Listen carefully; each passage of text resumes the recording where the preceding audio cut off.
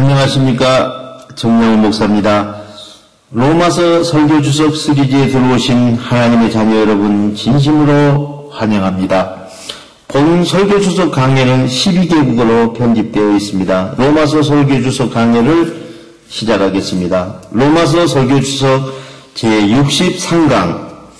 오늘은 로마서 8장 1절로 3절을 본문 말씀으로 로마서 설교주석 제63강을 시작하겠습니다. 로마서 본문을 봉독하겠습니다. 그러므로 이제 그리스도 예수 안에 있는 자에게는 결코 정죄함이 없나니 이는 그리스도 예수 안에 있는 생명의 성령의 법이 죄와 사망의 법에서 너를 해방하였습니다.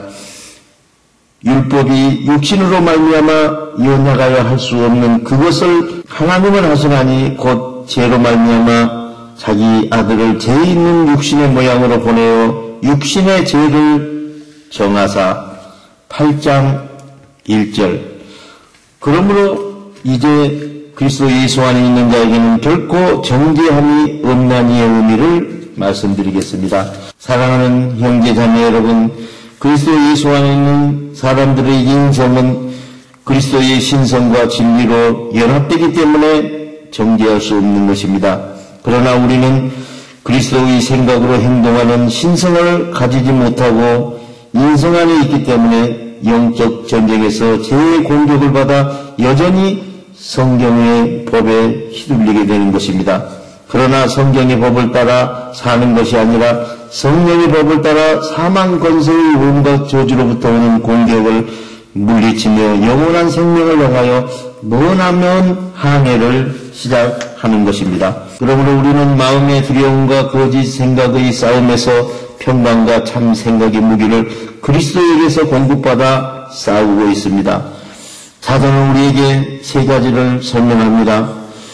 우리 있는 자들도 늘 불완전함과 싸워야 하며 싸우고 남은 불완전함은 하나님께서 용서해 주시고 성령의 신성이 우리의 인성과 진리로 연합하여 정의로운 행동을 할 수 있게 하십니다. 사도가 성령의 중생에 대하여 언급하고 있는 것은 우리는 자기 만족을 위한 정욕을 따라 종교 생활을 하고 있으면서도 마치 자신이 성령의 신성으로 죄와 성경의 법에서 자유롭게 해방되었다는 착각에 빠져 살고 있다는 것입니다. 우리가 육신의 헛된 자기 만족의 정욕을 하나님의 방패막이로 사용하면서 종교적으로는 흠이 없는 사람이라고 착각할 수 있다는 것입니다. 그러나 육신을 입은 상태에서도 하나님의 만족을 위하여 사는 사람들에게 하나님의 신성은 우리 양심 안에서 난곡불락의 요새가 되는 것입니다. 그것은 우리가 그리스도의 신성과 우리의 인성이 진리로 하나 되어 행동함으로 우리가 정죄를 받을 위험성은 전혀 없기 때문인 것입니다. 사도가 말하는 것은 성령의 신성을 따라 행동하며 사는 사람이라 해도 육신이 자기 만족을 위한 정욕들을 온전히 벗어버리고 오직 하나님의 만족을 위한 의로운 행동만 드러내며 사는 것이 아니라 그들도 육신의 자기 만족을 위한 정욕들의 행동들을 하나님 앞에서 복종시키기 위하여 날마다 영적 전쟁으로 싸우고 있는 것입니다. 사도는 우리가 당장의 하나님의 만족을 위하여 온전한 행동을 이룰 수 없다 하더라도 그들은 날마다 새롭게 지어져가고 있기 때문에 육신의 자기 만족을 위한 정욕들을 따라 사는 사람이 아니라 하나님의 만족을 위하여 사는 사람이라고 선언해주고 있습니다. 그것은 하나님의 만족을 위하여 진심으로 행동하며 살아가려고 할 때 육신의 자기 만족을 위한 정욕과 성경의 법은 우리 행동에서 지배력을 상실하기 때문입니다. 사랑하는 형제 자매 여러분, 우리가 말과 혀로만 사랑하지 말고 행함으로 진실함으로 사랑합시다. 이로써 우리가 진리에 속한 줄을 알고 또 우리 마음을 주 앞에서 굳세게 하리니 이는 우리 마음이 혹 우리를 책망할 일이 있어도 하나님은 우리 마음보다 크시고 모든 것을 아시기 때문입니다. 8장 2절 이는 그리스도 예수 안에 있는 생명의 성령의 법이 죄와 사망의 법에서 너를 해방하였습니다의 의미를 말씀드리겠습니다. 사랑하는 형제 자매 여러분, 그리스도 예수 안에 있는 사람들에게는 결코 정죄함이 없다고 말하는 것은 생명의 성령의 법이 죄와 사망의 법에서 우리를 해방하였기 때문입니다. 생명을 주는 것은 성령이니 육은 무익합니다. 내가 너희에게 말하는 것은 성령이요 생명이라고 하였습니다. 생명의 성령의 법이란 첫 번째 성령께서 우리 마음에 두려운 환경을 내보내고 다시 평강의 마음 환경으로 조성합니다. 다시 말하면 그리스도의 평강의 피를 우리 마음에 뿌려서 평강의 환경으로 깨끗하게 하는 것을 평강의 나라가 우리 마음에 임하였다고 하는 것입니다. 두 번째, 성령께서 우리 마음이 평강으로 조성되고 나면 마음에 뿌려진 거짓 생각의 씨앗들을 제거하시고 참 생각의 씨앗을 그 자리에 다시 뿌리시는 것입니다. 다시 말하면 성령으로부터 참 생각을 받아 그 생각들을 믿고 행동할 수 있는 믿음을 가지는 것입니다. 이것을 성령의 법에서 믿음이라고 합니다. 세 번째, 마음의 평강을 소유하고 참 생각을 받아 그 생각을 믿고 정의로운 행동을 이루는 것입니다. 이 모두가 하나님께서 성령의 법에 의해서 우리 마음 환경을 평강 안에서 하나님의 참 생각으로 행동하여 하나님께 영광을 돌리고 진리로 예배하며 살게 하시는 것입니다. 아버지께 참되게 예배하는 자들은 성령과 우리 인성이 진리로 하나 되어 예배할 때가 오나니 곧 이때라. 아버지께서는 자기에게 이렇게 예배하는 자들을 찾으시느니라. 하나님은 영이시니 예배하는 자의 인성이 성령과 진리로 연합하여 예배할지니라라고 하였습니다. 우리 마음속 생각의 원인에서 행동의 결과가 나오듯이 우리 몸이 어떤 영의 생각으로 행동하느냐에 따라서 선하고 정의로운 일을 하는 사람이 될 수도 있고 악하고 불의한 일을 하는 사람이 될 수도 있는 것입니다. 성경에서 우리가 안식에 들어간다고 하는 의미는 자기 생각의 영을 내려놓고 하나님의 생각의 성령으로 정의로운 행동을 이루는 상황을 말하며 더 구체적으로 안식을 설명하면 우리 마음속에 성령의 평강을 소유하고 우리 생각의 영은 쉬고 하나님의 생각의 성령으로 우리 행동을 이루는 현상을 우리 영이 진리 안에서 안식에 들어갔다고 말하는 것입니다. 진리 안에 있는 성령의 법은 우리의 인성과 하나님의 신성이 진리로 연합하여 우리 마음판에 두려움이 떠나가고 우리 마음판에 평강으로 충만하여 마음판이 평강의 옥토가 되어 성령 생각이 씨가 옥토에 떨어져서 정의로운 행동의 열매를 맺어 그 행동의 열매를 하나님께 영광으로 돌려드리는 형상을 성령의 법 진리 안에 있다고 말하는 것입니다.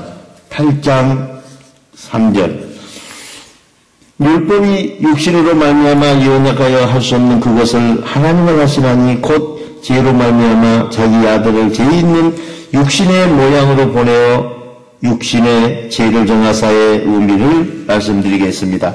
사랑하는 형제 자매 여러분, 우리 육신 안에 있는 영혼이 연약하여 성경의 법이 요구하는 것을 이룰 수 없었지만 성경의 법의 요구를 이루어 주시기 위하여 하나님께서는 자기 아들의 신성이 인성을 입고 우리가 사는 이 땅에 보내주셔서 우리에게 정죄해야 할 죄를 자기 아들에게 정죄하고 말았습니다. 사도는 성경의 법을 지키는 행위로는 우리가 정의로운 행동을 이룰 수 없기 때문에 우리의 죄를 그리스도의 인성에 정죄하여 그리스도께서 죽으시고 부활하심으로 말미암아 성령의 신성이 우리 인성과 진리로 하나 되어 우리가 죄사함을 받았다고 선언하고 있습니다. 이것으로부터 알 수 있는 것은 성경의 법은 우리 인성의 의지로 행동할 수 있는 최대 범위보다 더 큰 행동을 요구하고 있다는 사실입니다. 만일 우리가 성경의 법을 모두 이룰 수 있었다면 성령의 신성과 우리 인성이 진리로 하나 되어 행동하는 새 언약 또 다른 치유책을 찾을 필요가 없었을 것이기 때문입니다. 육신으로 말미암아 연약하여의 의미는 사도 자신이 성경의 법이 연약하다거나 성경의 법은 형식들을 지키는 규정에 불과하다고 흠잡는 것이 아니라 우리 육신의 인성을 가지고는 스스로 성경의 법의 요구를 이룰 수 없다고 자기 경험을 통하여 증거하고 있는 것입니다. 그러나 사도는 우리 육신의 인성에는 책임져야 할 죄만 있을 뿐 성경의 법과 계명 속에는 어떤 흠도 발견할 수 없다고 확신하고 있습니다. 그러므로 우리가 인성을 가지고 있는 동안에 우리 인성이 약간 연약한 것이 아니라 완전히 무능력한 것을 알게 된 것입니다. 그것을 우리가 성경의 법을 모두 지키지 못하면 정의로운 행동을 이루는 의의가 성경의 법 안에는 조금도 없기 때문입니다. 따라서 우리에게는 성경의 법을 모두 지켜서 정의로운 행동을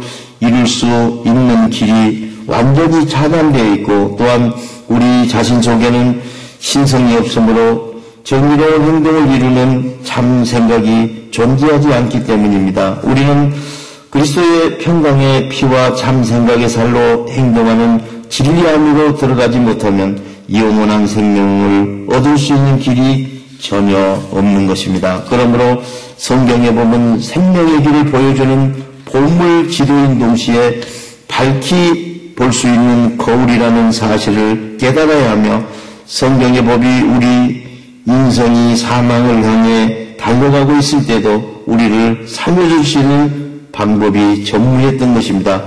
하나님께서는 우리 죄를 그리스도의 인성에 정죄하심으로써 우리를 거스리고 불리하게 하는 성경의 조문으로선 증서를 지우시고 제하여 버리사 십자가에 못 박으시고 성경의 법을 성령의 법으로 무효화시키셨으며 우리를 결박하고 있던 죄에서 우리를 해방시켜 주신 것입니다.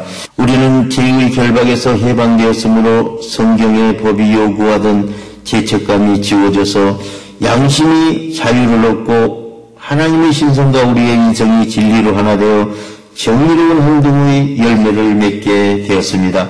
하나님이 죄를 알지도 못하신 그리스도를 우리를 대신하여 죄로 삼으신 것은 우리로 하여금 그 안에서 의가 되게 하려 하심이라고 하였습니다. 그러므로 그리스도께서는 우리의 죄를 짊어지시고 우리에게 영원한 생명에 필요한 의를 주신 것입니다.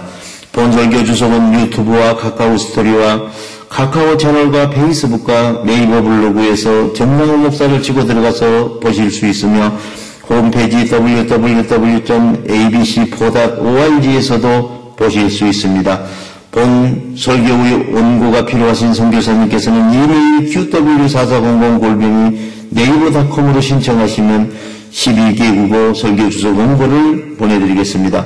우리 모두 마음의 평강을 소유하고 성령의 생각으로 하나님의 진리 안에서 행동하는 하나님의 자녀 신분을 회복하시기를 우리 주 예수 그리스도의 이름으로 축원드립니다. 대단히 감사합니다.